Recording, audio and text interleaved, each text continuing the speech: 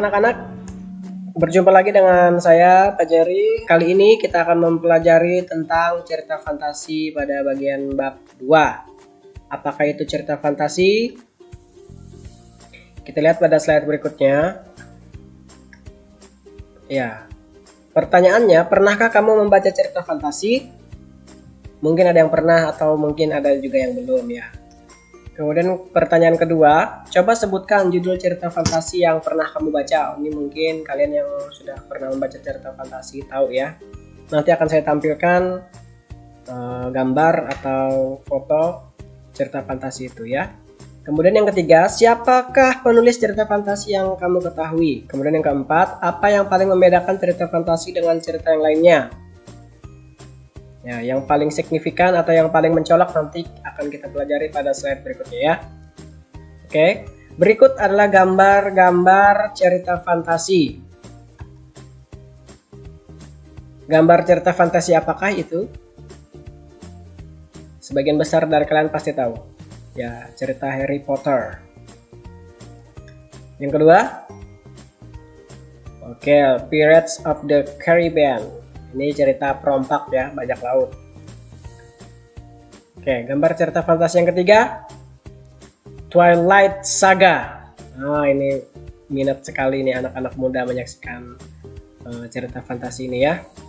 Kemudian yang keempat, ya benar, adalah cerita Malin Kundang. Seorang Malin Kundang yang durhaka terhadap ibunya. Cerita yang kelima, Nibiru. Ya, kalian mungkin kalau ingin tahu dengan cerita ini silahkan nanti cek di Google. Kemudian cerita berikutnya adalah Kurcaci ya. Oke, kita masuk ke pengertian cerita fantasi.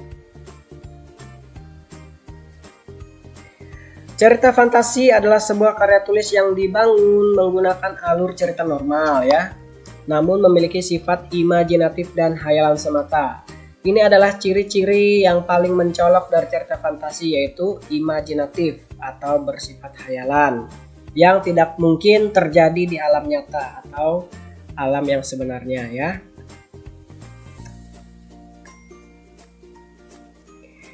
Berikut adalah ciri-ciri cerita fantasi. Yang pertama, merupakan karangan fiksi atau fantasi. Jadi ceritanya ini hanya rekaan, tidak benar, tidak ada di dunia nyata. Namanya juga fiksi ya. Kemudian yang kedua, ide cerita terbuka. Jadi bebas. Penulis itu bebas menentukan ide ceritanya apa ya. Tidak dibatasi oleh ruang dan waktu, namanya juga fiksi. Yang ketiga, hal yang tidak mungkin dijadikan biasa. Jadi sesuatu yang mustahil terjadi di alam nyata itu bisa saja terjadi di cerita fantasi. Yang keempat, membuat cerita yang mengungkapkan hal-hal supranatural atau kemisteriusan. Ya, jadi dalam cerita fantasi itu ada ilmu-ilmunya ya, yang membuat tokoh itu menjadi supranatural atau misterius. Ya. Yang kelima, temanya seputar magi ya, magic, supranatural dan futuristik ya, masa depan, menceritakan masa depan. Jadi melalui cerita fantasi, cerita masa depan pun bisa digambarkan hari ini ya.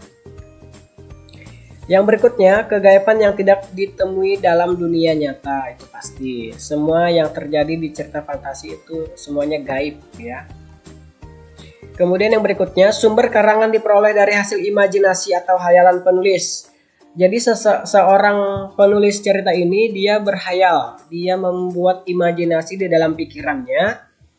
Jadi hasil olah pikirnya itulah yang disampaikan melalui cerita fantasi dan disaksikan oleh semua orang yang menontonnya ya. Yang berikutnya adalah tokohnya memiliki kelebihan. Ini salah satu ciri fantasi. Jadi setiap tokoh yang ada dalam cerita fantasi itu biasanya memiliki kesaktian, kelebihannya masing-masing. Dan yang terakhir, bahasa yang digunakan adalah variatif, ya, ekspresif dan menggunakan ragam percakapan, bukan bahasa formal. Jadi bahasanya itu santai, ya, yang mudah dimengerti, bukan bahasa baku seperti bahasa berita itu, bukan ya. Kemudian yang berikutnya adalah unsur cerita fantasi. Yang pertama, ide cerita.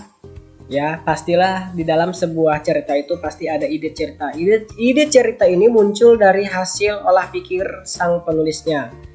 Mereka yang pandai dalam membuat cerita fantasi itu biasanya otaknya encer ya, penuh ide dan kreatif. Kemudian yang kedua adalah latar. Latar itu dibagi menjadi 3 macam ya, yaitu latar tempat, latar waktu, dan latar suasana. Latar tempat itu menunjukkan tempat. Latar waktu itu bisa dicontohkan seperti sore hari, malam hari, atau pukul berapa gitu ya. Kemudian latar suasana itu mengharukan, menyedihkan. Ya, paham ya? Kemudian unsur yang ketiga adalah tokohnya yang unik dan sakti. Jadi tokoh itu harus unik dan sakti. Yang berikutnya adalah bersifat fiksi atau hayalan. Ya, narasi. Cerita fantasi itu bersifat hayalan atau fiksi. Kemudian yang kelima yaitu majas atau gaya bahasa. Dia tidak menggunakan bahasa langsung tetapi bahasa kiasan atau bahasa yang tidak sebenarnya ya. Itu yang dimaksud dengan majas atau gaya bahasa. Kemudian ada jenis cerita fantasi. Yang pertama adalah total dan yang kedua adalah irisan. Apakah pengertian dari cerita fantasi total dan cerita fantasi irisan? Silakan kalian buka buku LKS yang sudah ada pada kalian masing-masing. Nanti bisa sampaikan di soal atau jawaban yang kalian serahkan kepada saya ya. Kemudian jenis cerita fantasi berdasarkan latar cerita. Yang pertama adalah masa lampau, masa lalu, sejaman. Yang kedua adalah sejaman. Yang ketiga adalah masa yang akan datang. Nah, ini latar ceritanya ya, latar waktu yang dimaksud. Nah, kemudian ada unsur intrinsik cerita. Unsur intrinsik itu adalah unsur yang membangun sebuah cerita. Jadi salah satu saja unsur intrinsik ini tidak terdapat di dalam cerita fantasi, dia tidak terbentuk cerita. Ya. Jadi wajib 7 unsur ini harus ada di dalam cerita fantasi. Yang pertama adalah tema. Tema ini adalah yang mendasari sebuah cerita itu terbentuk. Yang kedua adalah latar, keterangan, kemudian tokoh, para pelaku di sana, kemudian penokohan atau watak itu adalah sifatnya. Yang berikutnya adalah alur. Alur ini dibagi menjadi 3 macam, yaitu alur maju, alur mundur, dan alur campuran. Alur itu adalah jalannya sebuah cerita ya, dari masa lalu ke masa sekarang, atau dari masa sekarang ke masa lalu, atau dari masa lalu ke masa sekarang kemudian kembali ke masa lalu. Sudut pandang.